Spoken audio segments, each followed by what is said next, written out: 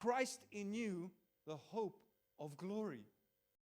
And as I close this morning, at the end of the day, this is the reality, is that the one that believes, the theist, the one that believes there is a God, and the atheist, the one that doesn't believe, both suffer. The one that doesn't believe suffers, and the one that believes also suffers. So we're both going to suffer. The problem with the atheist is there's no hope for the suffering.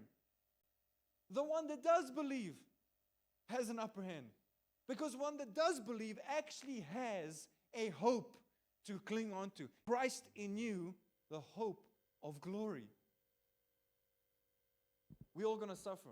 Whether you believe, you don't believe, you're going to suffer. The difference with the one that is a disciple of Christ says, I have hope of glory. I have the hope of what is the eternal result and eternal resolution of my life. But it ends well if we have an eternal perspective.